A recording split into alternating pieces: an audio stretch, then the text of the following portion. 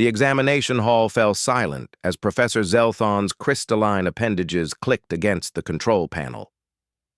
23 students from 15 different species sat at their stations, their various forms of nervous energy filling the room with a palpable tension. This was the final test for advanced predator psychology, and everyone knew what was coming. Marcus Chen sat in the back row, his human frame relaxed in a way that made his Vexorian classmate Thriss twitch with anxiety. The human had been an oddity since joining the Galactic Academy 3 cycles ago. While other species studied the theoretical frameworks of fear and survival instincts with appropriate dread, Marcus treated the subject matter with curious detachment, even amusement. "Students," Professor Zelthon's voice resonated through the chamber, each word precisely measured. "Today, you face the culmination of your studies. The fear beast is not merely a predator. It is a psychic entity that feeds on terror itself. It manifests the deepest dreads of those who encounter it." The professor's 3 eyes swept across the room, pausing briefly on Marcus before continuing. "You will each enter the containment arena alone. Your task is simple. Survive for 10 standard minutes. The beast will read your mind, assume the form of your greatest fear, and hunt you. How you handle this encounter will determine whether you pass or fail this course." A collective shudder ran through the class. Thriss's scales rippled with colors that signaled pure panic. The Corthan twins clutched each other's clawed hands. Even Zix, the usually confident plasmoid who had aced every written exam, seemed to lose some of its luminescent glow. Marcus raised his hand. "Professor, just to clarify, this fear beast is the real thing, right? Not a simulation?" Zelthon's mandibles clicked in what might have been approval. "Correct, human Marcus. The Academy acquired this specimen from the Void territories at considerable expense and risk. It is quite real and quite dangerous. However, the containment protocols are absolute. Probably." The word "probably" hung in the air like a bad smell. The first student, a Calarian named Vex, entered the arena. Through the observation screens, the class watched as the fear beast materialized from shadows, a writhing mass of darkness that took the shape of Vex's childhood predator, a ravager from his homeworld's deep oceans. Vex lasted 4 minutes before the psychic pressure became too much, and he pressed the emergency recall button, tears streaming down his face. One by one, students entered and faced their nightmares. Each encounter was unique. The fear beast became fire for the ice-dwelling Frostian. It became an endless void for Zix, whose species feared nothingness above all else.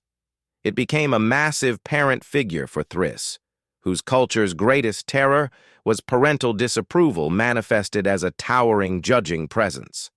Some students managed the full 10 minutes through clever use of the arena's obstacles. Others lasted mere seconds, but all emerged shaken, their fear having been genuine and overwhelming. Finally, only Marcus remained. "Human Marcus," Professor Zelthon announced. "You may enter when ready." Marcus stood, stretched casually, and walked toward the arena entrance. His classmates watched with morbid curiosity. What would a human fear? They were already considered strange, creatures from a death world who apparently evolved by fighting everything on their planet and winning. Some whispered that humans had no fear at all, though surely that was just rumor. The arena door sealed behind Marcus with a heavy clang. The space was large, perhaps 50 meters across, with scattered obstacles, pillars, barriers, and elevated platforms. Dim lighting cast long shadows everywhere, the perfect hunting ground for a creature made of darkness and dread. Marcus walked to the center and simply stood there, hands in his pockets, looking around with mild interest.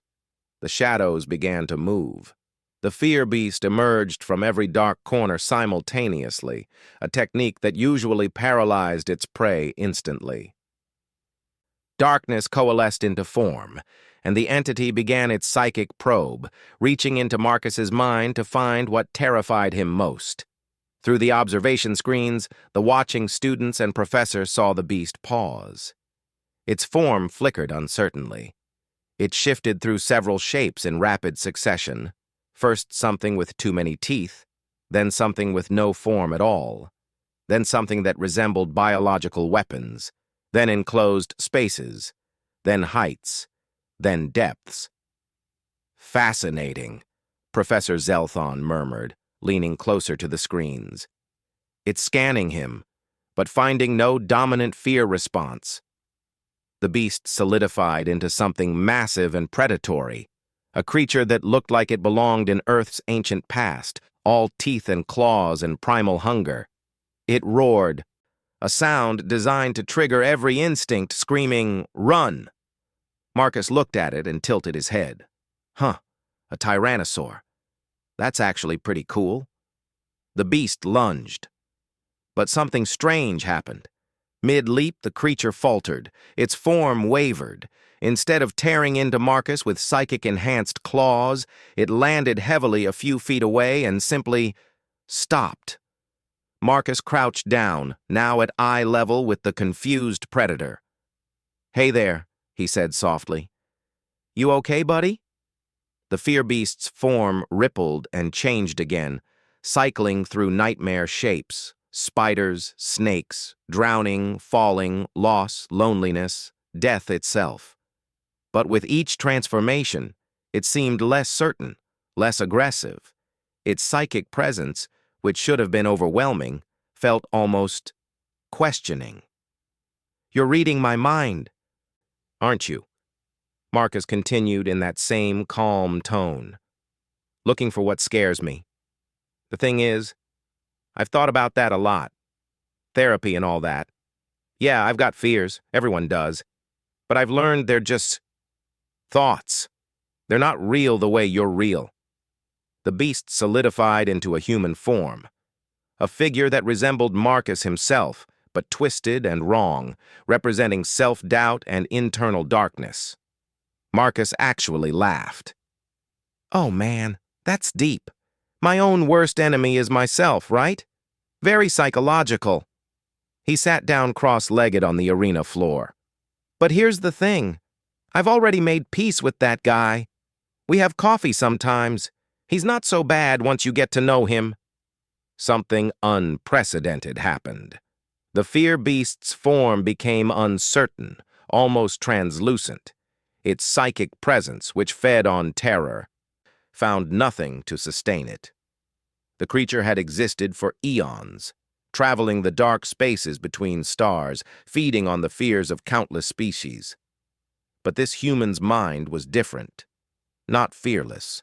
Professor Zelthon could see the scans showing Marcus's amygdala was active, his fight-or-flight response engaged at a biological level.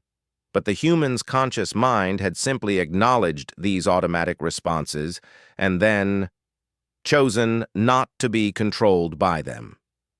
The fear beast approached Marcus slowly, its form now shifting without purpose, almost random.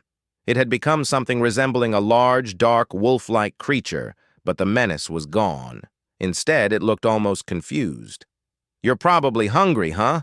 Marcus said. "But there's nothing here for you to eat. I'm scared of plenty of stuff, don't get me wrong. Losing people I love, failing at things that matter, the heat death of the universe, whether I left the stove on, normal stuff.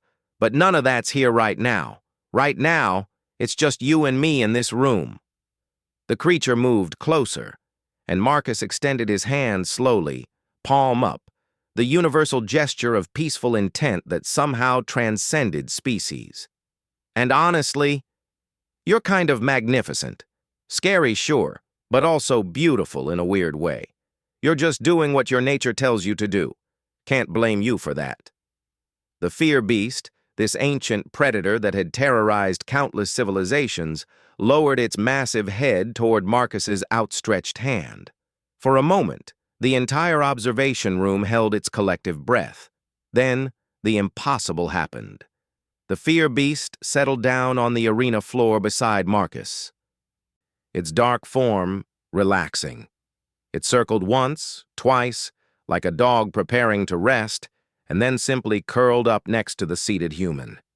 Within moments, the psychic pressure that had filled the arena dissipated entirely. The creature's form stabilized into something almost peaceful, still dark, still otherworldly, but no longer threatening. And then, most shocking of all, it appeared to fall asleep. "By the void," Professor Zelthon whispered. "It's resting. I've never seen anything like this in 40 years of xenopsychology." Marcus sat beside the sleeping fear beast, occasionally reaching out to let his hand hover near its form, not quite touching, but maintaining a companionable presence. The 10-minute timer continued counting down, but the test had clearly become something else entirely. Thriss pressed against the observation glass. "How is he doing that? It should be ripping him apart." "He's not suppressing his fear," Professor Zelthon said slowly, studying the readings. "He's acknowledging it, and then transcending it. The beast feeds on uncontrolled fear, but the human is experiencing fear consciously without being controlled by it. The creature has nothing to hunt." When the 10-minute timer finally chimed, Marcus stood up carefully, trying not to disturb his sleeping companion. "Hey," he said softly. "I've got to go now. Test is over, but thanks for, not eating my face." The fear beast stirred slightly, raised its head, and regarded Marcus with what might have been curiosity or respect, emotions it had never experienced toward prey before. Marcus walked to the exit door, which unsealed with a hiss. He turned back once. "Take care of yourself, okay? Try not to traumatize my classmates too badly." The door closed behind him, and Marcus emerged to find every eye in the observation room fixed on him with expressions ranging from shock to awe to complete bewilderment. Professor Zelthon approached, all three eyes blinking in asynchronous confusion. "Human Marcus, I've administered this test to over 300 students across 24 species. Not one has ever approached that outcome. Explain yourself." Marcus shrugged. "Humans have a saying, fear is the mind killer. We've learned that the things we're afraid of usually aren't as bad as the fear itself. Once you accept that fear is just an emotion trying to keep you safe, you can thank it for the warning and then decide what to actually do. The beast wasn't evil or malicious, it was just scared too in its own way. Scared of starving, maybe. When it realized I wasn't going to feed it through panic, it didn't have a reason to keep hunting. But the creature is a predator designed by evolution to feed on terror," the professor protested. "Your fear should have been irresistible to it." "Maybe," Marcus admitted. "But I wasn't trying to resist. I was just being. Humans spent thousands of years being prey to bigger, stronger, faster predators on Earth. We learned that sometimes the scariest thing you can do is just refuse to act scared. Not through bravado or stupidity, but through genuine acceptance of the situation." Thriss spoke up, his voice shaking. "When it read my mind, I saw my father's disappointment as clearly as if he were there. It was overwhelming. How did you not feel that?" "Oh, I felt stuff," Marcus said. "My brain was screaming at me the whole time. But feelings aren't facts. That's something my therapist back on Earth taught me. You can feel afraid and still choose your actions. The beast was showing me scary things, but they weren't real threats in that moment. So I treated it like what it was, a scared creature far from home, trapped in a test facility, forced to hunt to survive." Professor Zelthon was quiet for a long moment, his crystalline structure flickering with colors that suggested deep thought. Finally he spoke. "Human Marcus, you pass, obviously. But more than that, I believe I need to restructure this entire course. You've demonstrated something I had not considered possible." "What's that, Professor?" "That sometimes the most effective defense against fear is not courage or strength, but compassion." The professor turned to address the entire class. "What we witnessed today challenges fundamental assumptions in predator psychology. The fear beast has never behaved this way. It has never simply given up the hunt. Yet when faced with a prey that neither fled nor fought, but instead offered understanding, it found no purpose in continuing. Marcus felt suddenly embarrassed by all the attention. I mean, I mostly just tried not to freak out. Plus, I really like animals. Even weird psychic nightmare animals. As the class dispersed, students giving Marcus a wide berth of either respect or uncertainty, Professor Zelthon called him back. One question, human. The beast scanned your deepest mind. It must have found something that frightens you. What did it see? Marcus considered for a moment before answering honestly. It saw lots of things. Fear of not mattering, fear of hurting people I care about, fear that I'm not good enough, pretty standard human existential stuff. But here's the secret, Professor. Those fears don't control me because I've looked at them so many times they're like old acquaintances. Unpleasant ones, sure, but familiar. And the beast understood this? I think the beast understood that I understood it. Fear recognizes fear. It realized I wasn't trying to dominate it or outsmart it. I was just trying to coexist with it for 10 minutes. Once that happened, we were just two living things sharing space. Nothing scary about that. Professor Zelthon's appendages clicked thoughtfully. Humans continue to perplex me. You come from a world that should have crushed you, yet you emerge treating ancient psychic predators like house pets. Marcus grinned. Yeah, Earth was rough. Everything there wanted to eat us, poison us, or just generally kill us. But we survived by being adaptable and empathetic. We learned to understand predators, even befriend some of them.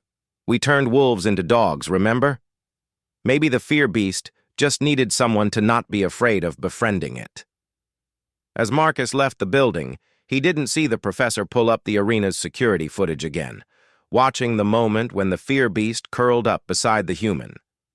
Nor did he see Zelthon file an official report with the Galactic Scientific Council, a report that would eventually change how the galaxy viewed both fear beasts and humans. The report's conclusion was simple. Humans possess an unusual capacity to transform adversarial relationships through radical acceptance. Recommend further study, preferably from a safe distance. Back in the arena, the fear beast remained where Marcus had left it, still resting peacefully. For the first time in its long existence, it wasn't hungry. The psychic void where terror should have been had been filled with something else entirely, a strange warmth it didn't have a name for. When handlers came to return it to containment, they found it docile, almost friendly. It never attacked another student again, much to everyone's confusion. Years later, Marcus would graduate with honors, and the story of the human who befriended a fear beast would become legend across the Galactic Academy system. Other humans who followed him found the tests slightly easier, as if the human reputation for casual fearlessness in the face of cosmic horror had been solidified by that one afternoon.